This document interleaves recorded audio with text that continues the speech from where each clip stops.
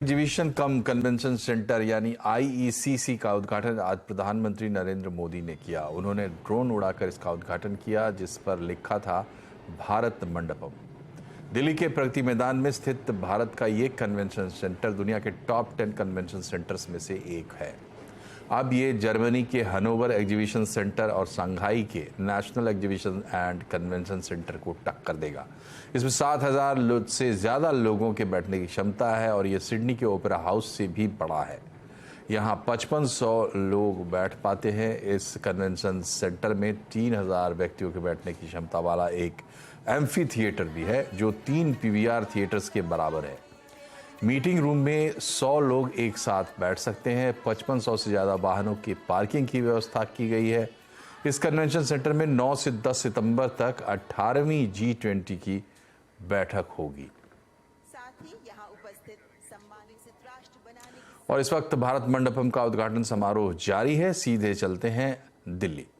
अलग अलग देशों के मिशन के प्रतिनिधि, एम्बेसडर्स, हाई कमिश्नर्स, एक्सेलेंसीज, सभी सम्मान्य सांसदगण, यहां उपस्थित भारत के उद्योग और वाणिज्य जगत से जुड़े देश भर से आए, विशेषकर जिनका निर्यात और देश की आर्थिक जगत से संबंध है, ऐसे सभी महानुभाव जो बड़ी संख्या में आज माननीय प्रधानमंत्री जी का आशीर्वचन सुनने आए हैं। मीडिया के हमारे मित्रों, सभी सम्मान्य अधिकारीगण, भाइयों और बहनों, ये हम सबका बड़ा सौभाग्य है कि माननीय प्रधानमंत्री श्री नरेंद्र मोदी जी ने अपने बहुत ही बिजी स्केड्यूल में से आज हम सबको रूबरू मिलने के लिए समय दिया और जो उनकी सोच है, जिस प्रकार से उन्होंने कल्पना की इस भव्य इंटरनेशनल कन्वेंशन सेंटर की, जिस प्रकार से माननीय प्रधानमंत्री जी ने इस पूरी योजना का शिल्प के रूप में, शिल्पकार के रूप में आइडियाज दिए, आर्किटेक्चरल डिटेल में गहराई से देखा, हमें समय समय पे मार्गदर्शन दिया, बहुत तेज निगरानी रखी क्या हो रहा है इस कार्यक्रम में। और गत वर्षों के हमारे श्रमजीवियों के प्रयासों से हमारे देश के आर्किटेक्ट, हमारे देश के इंजीनियर, हमारे देश के विभिन्न कॉन्ट्रैक्टर, चाहे वो मेसन हो, चाहे वो कारपेंटर हो, सभी ने मिलकर अपने अथक परिश्रम से ये सुंदर जो पूरा कॉम्प्लेक्स, इंटरनेशनल कन्वेंशन कॉम्प्लेक्स बनाया है, मैं उसके लिए माननीय प्रधानमंत्री जी और सभी जो जुड़े हुए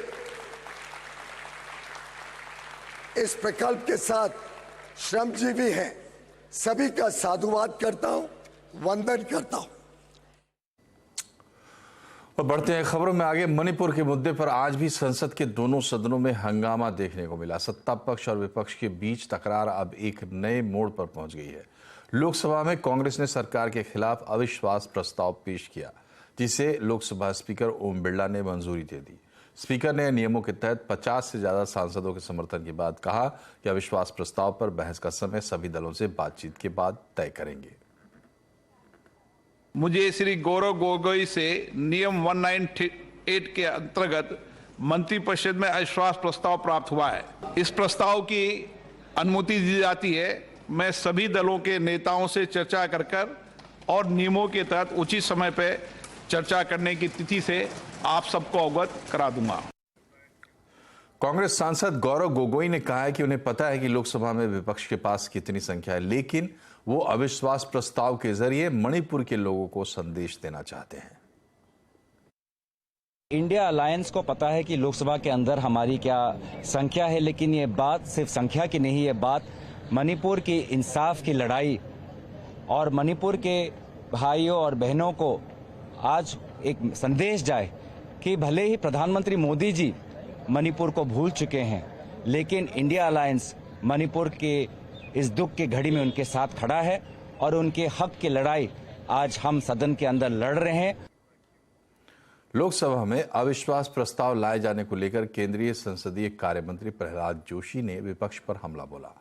प्रहलाद जोशी ने कहा कि विपक्ष चाहे जो कर ले, देश की जनता को पीएम मोदी पर भरोसा है।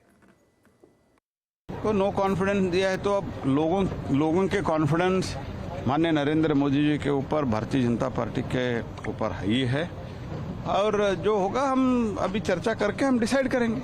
लास्ट टर्म में भी किया था और लोग उनको जो कुछ भी सबक सिखाने था वो सिखा दिया है और आगे भी सिखा दें। कांग्रेस के अविश्वास प्रस्ताव के बाद सोशल मीडिया पर प्रधानमंत्री नरेंद्र मोदी का पुराना वीडियो वायरल हो रहा है। इसमें पीएम मोदी ने 5 साल पहले ही 2019 में फिर से अविश्वास प्रस्ताव लाने की भविष्यवाणी कर दी थी। देखिए ये वीडियो। वो शुभकामनाएं मैं आज फिर देना चाहता हूं कि आप इतनी तैयारी करो कि 2023 में फिर से आपको अविश्वास प्रस्ताव लाने का मौका मिले। और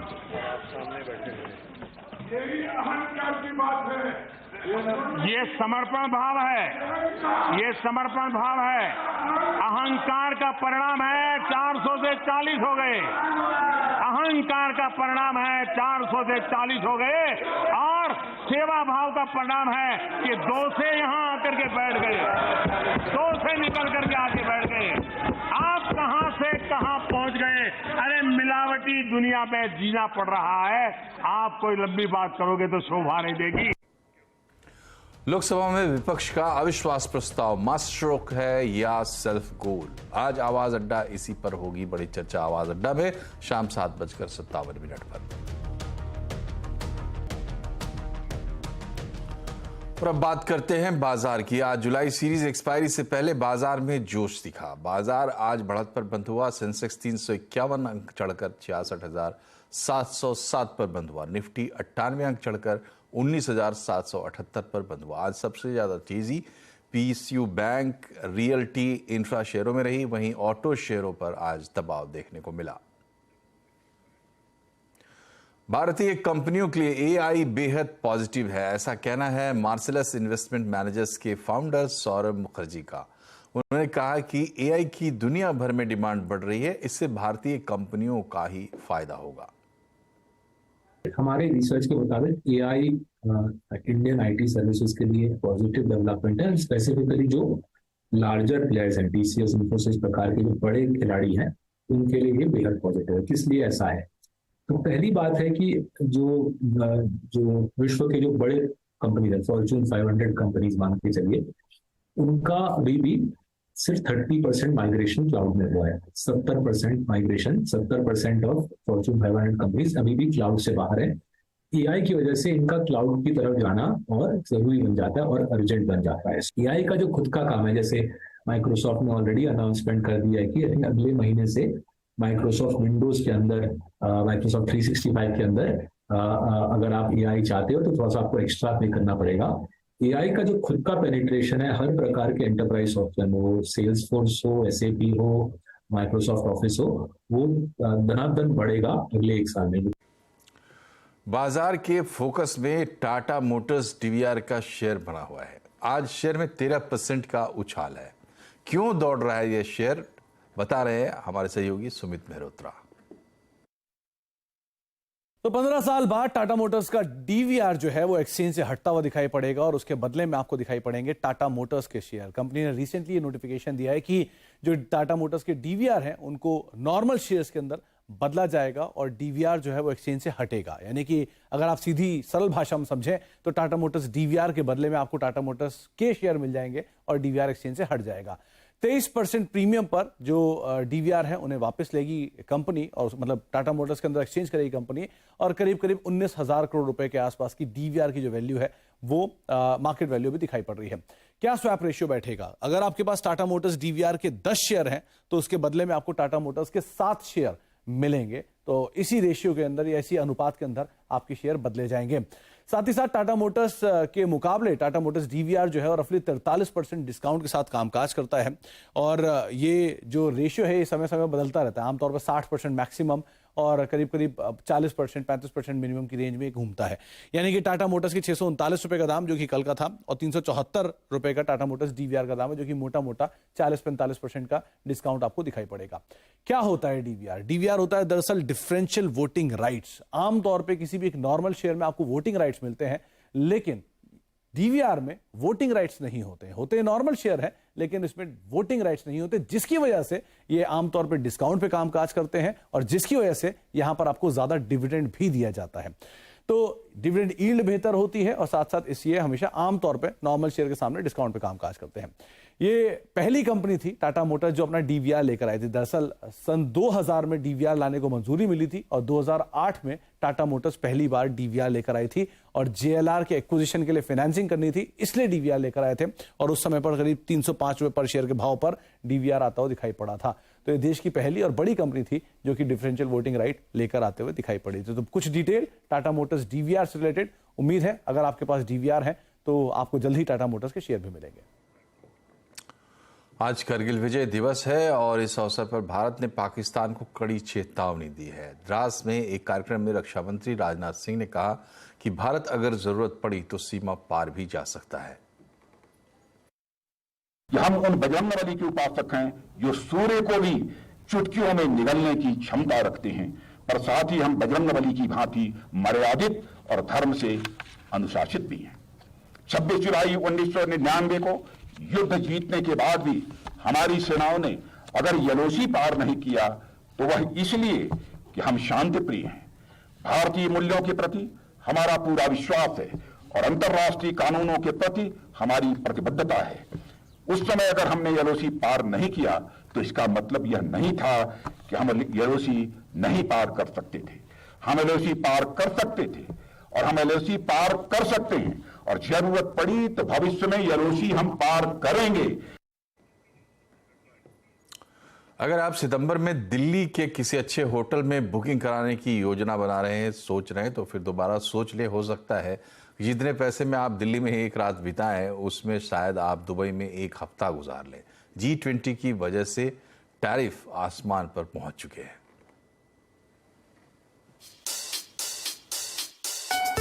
राजधानी दिल्ली G20 की मेजबानी के लिए तैयार हो रही है। होटल और कन्वेंशन सेंटर आवभगत के लिए तैयार हैं।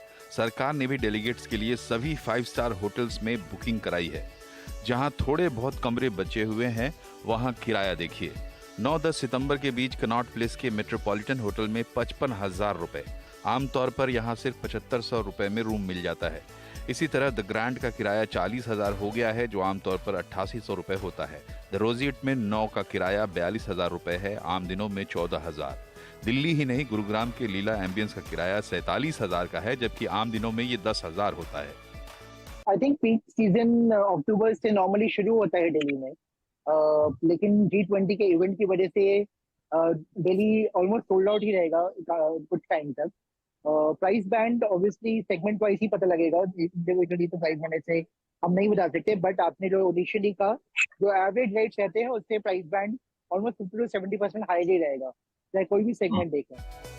सितंबर में दिल्ली के होटल दुबई, सिंगापुर, लंदन के होटलों से भी महंगे हैं। G20 समिट का मुख्य इवेंट प्रगति मैदान के कन्वेंशन सेंटर में होगा, इसलिए सेंट्रल दिल्ली में होटल मिलना लगभग असंभव है। होम स्टे के किराए भी डबल हो चुके हैं। रोहन सिंह, दिल्ली। और यहाँ एक छोटा सा ब्रेक, लेकिन ब्रेक के बाद आपको बताएंगे कि बारिश कहां कहां आफत बनकर लोगों पर टूटी है। छोटे से ब्रेक के बाद।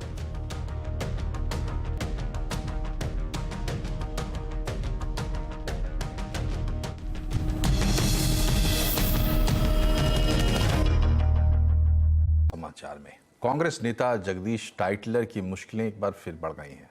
1984 के सिख विरोधी दंगे में अब टाइटलर को कोर्ट में हाजिर होना होगा। दिल्ली की राउज एवेन्यू कोर्ट ने समन जारी करते हुए 5 अगस्त को पेश होने का आदेश दिया है। सीबीआई ने 20 मई को मामले में टाइटलर के खिलाफ सप्लीमेंट्री चार्जशीट दायर की थी।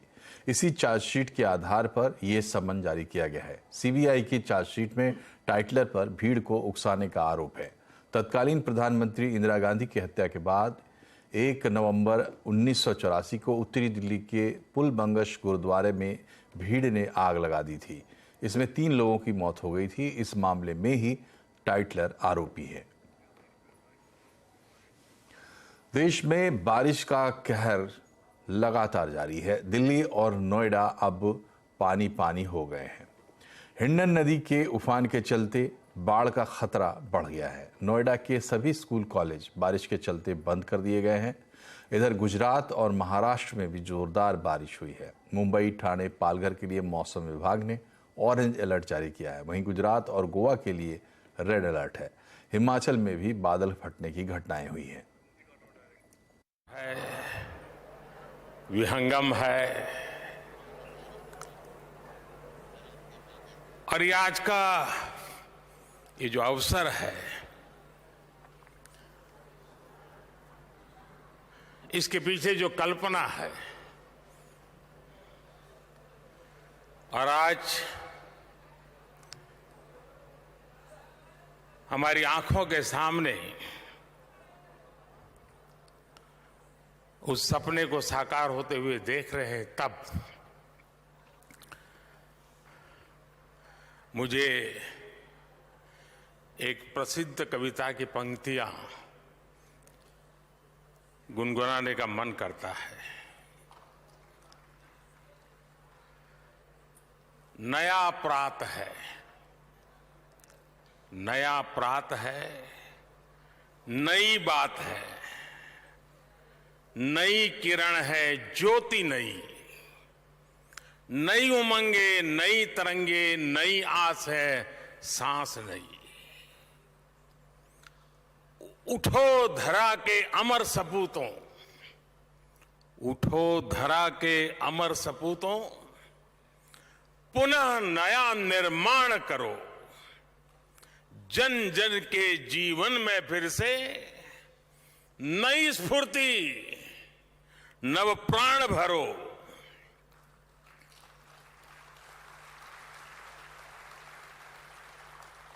आज के ये दिव्य और भव्य भारत मंडपम, उसे देख करके हर भारतीय खुशी से भर रहा है, आनंदित है और गर्व महसूस कर रहा है। भारत मंडपम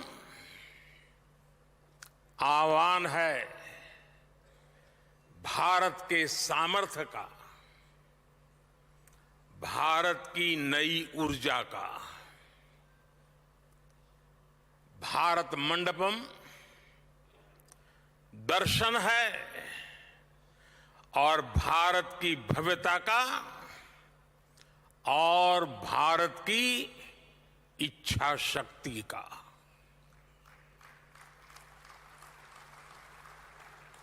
कोरोना के कठिन काल में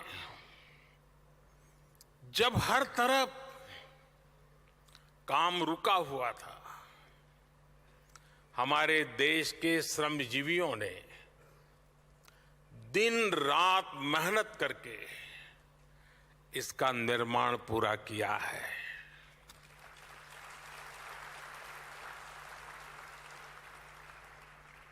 भारत मंडपम के निर्माण से जुड़े हर श्रमिक भाई बहन को, हर कर्मी को आज सच्चे हृदय से मैं अभिनंदन करता हूं, उनका साधुवाद करता हूं। आज सुबह मुझे इन सभी श्रमजीवियों से मिलने का मौका मिला था। हमारे इन श्रमिक साथियों को सम्मानित करने का मुझे सौभाग्य मिला था। आज उनकी मेहनत देख पूरा भारत विस्मित है, भारत चकित है। मैं राजधानी दिल्ली के लोगों को,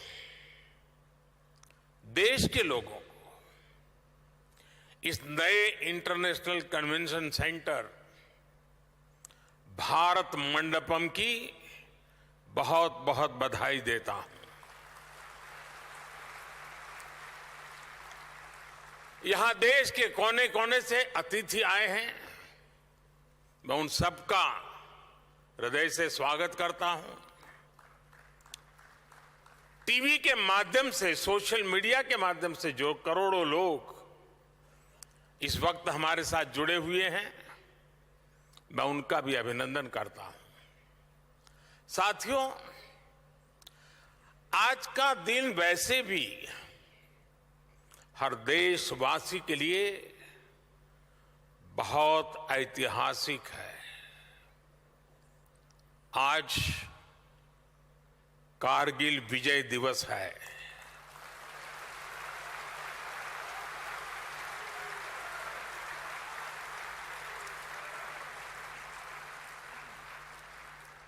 देश के दुश्मनों ने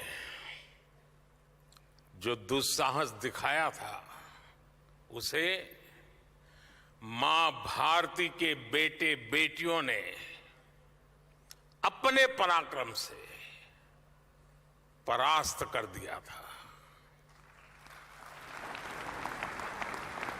कारगिल युद्ध में अपना बलिदान देने वाले प्रत्येक वीर को मैं कृतज्ञ राष्ट्र की तरफ से श्रद्धांजलि देता हूं।